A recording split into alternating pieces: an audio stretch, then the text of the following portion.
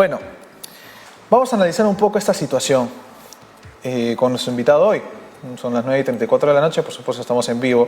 Estamos con Jerjes Loaiza, quien es sociólogo, a quien le damos la bienvenida. ¿Qué tal? Muy buenas noches. Muy buenas noches, muchas gracias por la invitación. Gracias por la comunicación. Bueno, vamos a empezar hablando sobre un tema que ayer llamó mucho la atención antes de entrar a esto del voto de la confianza, sobre el uso del quechua en el mensaje de Bellido.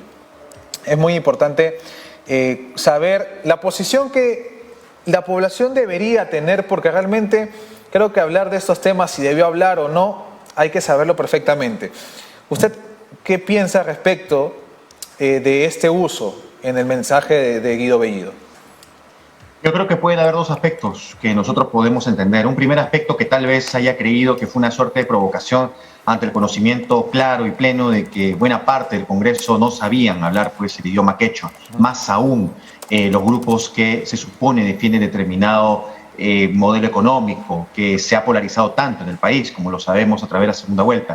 Pero hay un segundo punto muy importante, que más allá de lo que se haya querido hacer por parte de este primer ministro, lo que se ha reflejado es un desconocimiento completo de lo que dice nuestra Constitución. Y más aún, ha abierto una ventana importante, darnos cuenta que la idea que plantea la Constitución de decir que todos los idiomas son oficiales es muy relativo.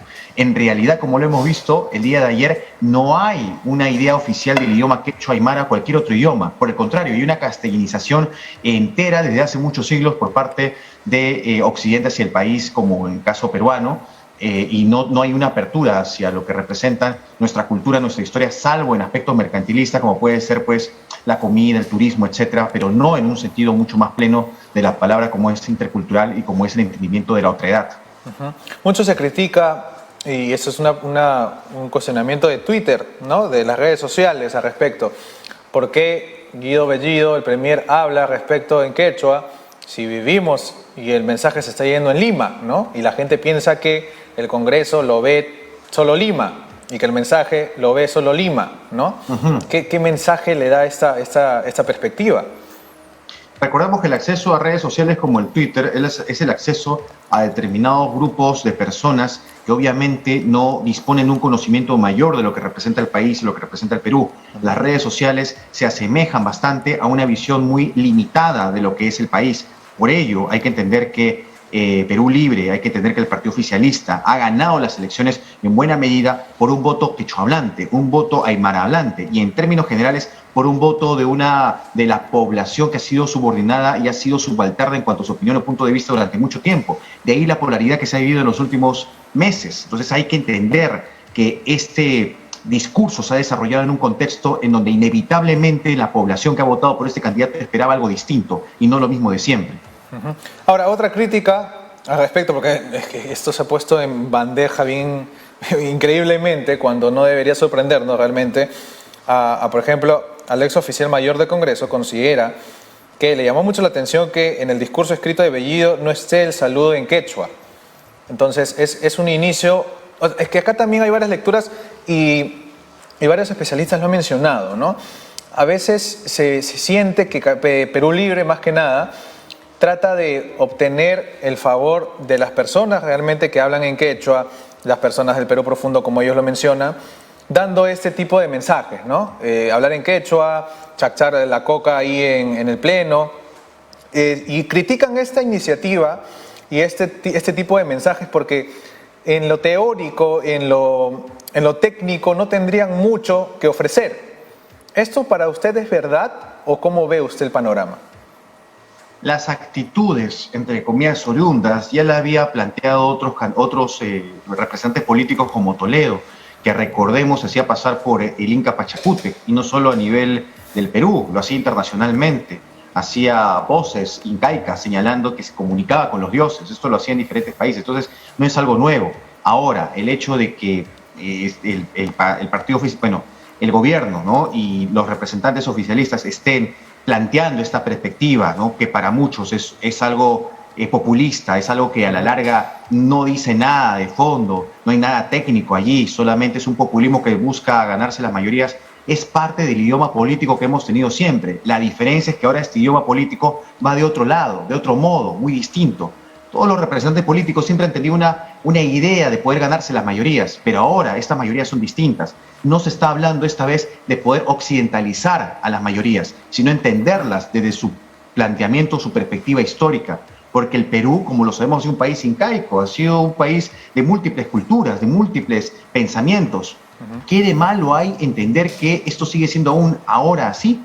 Si no nos gusta que esto suceda, pues entonces aprendamos un poco más de nuestro idioma, nuestra historia y nuestra cultura. Este es un país para muchos y dejemos de creer que esto es algo negativo y algo malo. Al contrario, hay que aprender de nuestros errores, ¿no?